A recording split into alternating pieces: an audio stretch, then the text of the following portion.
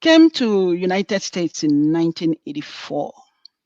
Didn't understand what United States was all about. Had a problem with immigration. And a lady, actually, there was a song guy from, an Igbo guy from Asaba, who was really practicing this Buddhism, but did not tell me what it was. I met him and he said, "Oh, I'm going to a church." And I said, "What kind of church?" He says he's Buddhist. And I said to him, "What is that all about?" Again, I was still a Catholic then. So I didn't say a word. I said, it kind of went over my head. I didn't think about it. But then when I had the immigration problem, it was really bad. It was really bad to the point that I had a deportation letter. A lady, I came across a lady and she says to me, "Chant Nam Myoho Renge Kyo. And if you do, you will change this situation." As an angry woman that I was, or young girl that I was at that time, I cursed the lady out. I said, "Get out of my face. I don't want, I don't want." But the lady continued to talk to me about it, regardless of my negative reaction towards her. She said to me, "Just chant. This is the word, chant. Just chant it." I said, "You know what? Just spell the word for me and leave me alone." I was very, very angry at that time. And so I left Houston, Texas. I came to New Jersey thinking that if I leave Houston, Texas, the immigration problem will just go away, not knowing that it doesn't matter where I go. I was very naive with the country that I came into. So when I get to New Jersey, I was practically had no place. Consider myself to be homeless. And one day I said to myself, "Why don't you try and see what will happen?" So I went to New York. Upon arriving to their community center, I met somebody from Abagana. And the guy told me, "Oh, he's been practicing for 15 years. My jaw dropped. I said, "Are you sure these people are not going to kill me?" He said, "No." I said, "You're telling me you've been practicing for 15 years. Did you start here or you started in Nigeria?" He said he heard about it in Nigeria. I said to him, "No, you're lying, because I've been in Nigeria. I never heard about these people." He said, "Just check it out." So they took me in, and the same thing you saw Tina uh, do, they were doing it. And for me, it was like, where are these people from? It was so foreign to me. But the my life condition at that time was like, anything can happen. I really don't care anymore. If these people are going to kill me, that would be better, because my life is really a waste here. Mind you, I haven't even reached back to my parents who are home to say to them, "This is what I'm going through in United States." I was very upset with life. Didn't know which way to turn. And so they took me to Brooklyn. That was where their big temple was. And then I received the Gohanzen and I came back. I was able to get a job at St. Peter's in New Jersey to work as their EKG tech. I did not connect the two together. And I worked there for about a year. I didn't practice.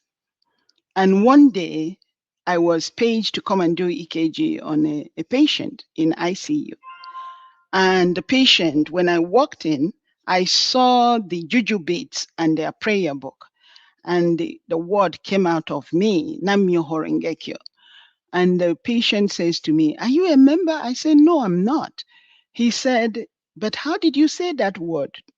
I said, I rehearsed everything, how I went to New York and how I was inducted into the practice, but I haven't been practicing because I didn't see any member in New Jersey. So he said to me, "I will call my wife and we're going to help you and take you to a meeting.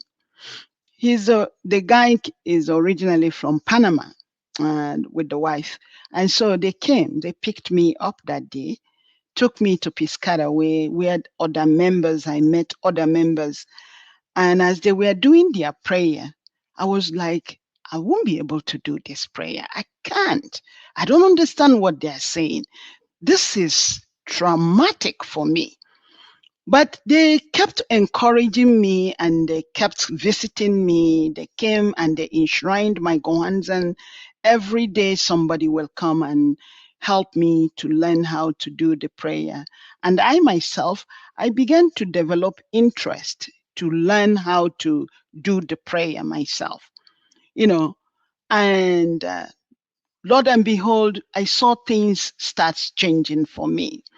I was able to register in school, able to secure a 1-bedroom room where I could live comfortably and continue to go to work. Finished my school, was able to, when I finished my LPN, the lawyer that I got at that time told me as an LPN, I won't be able to get a green card, that I have to become an RN, that I should go back to school. I went back to school, finished my RN, and was able to get approved by a hospital that I was working for at that time. And then I remember when they told me, they approved it in Vermont, and they told me that I have to step out of the country. I remember some Nigerians that I speak to at that time, they told me, oh, this is your end. They're definitely going to take you back. Don't trust them. Don't go. Don't do this. Don't do this. But I'm already a Buddhist at that time, and members came and said to me, just chant and go. And that's what I did. Because when I went, it was during the time of Abiola. There was a huge riot in Lagos, but everything went smooth for me.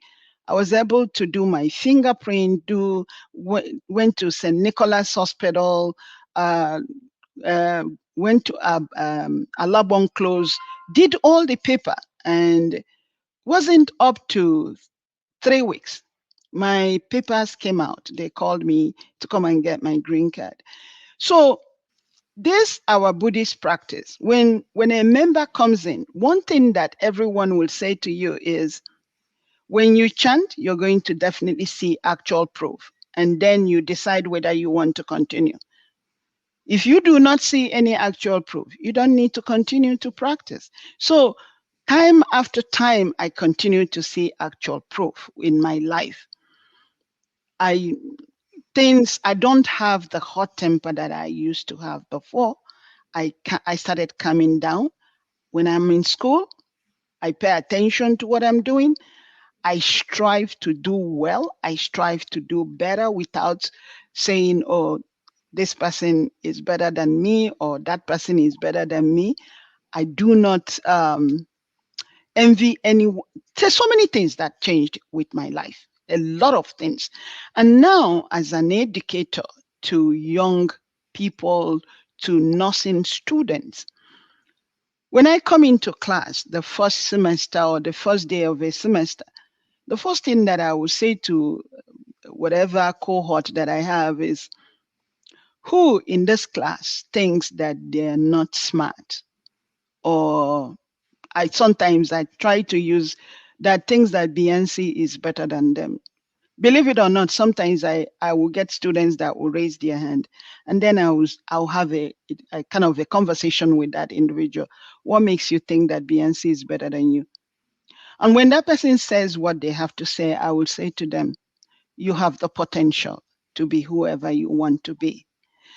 Don't look at Beyonce. Beyonce is a pretty girl. We are all beautiful, all of us. All of us are beautiful. We don't need to add anything external to look beautiful. We are all beautiful human beings. We just have to go deep inside and bring out the beauty that each and every one of us have.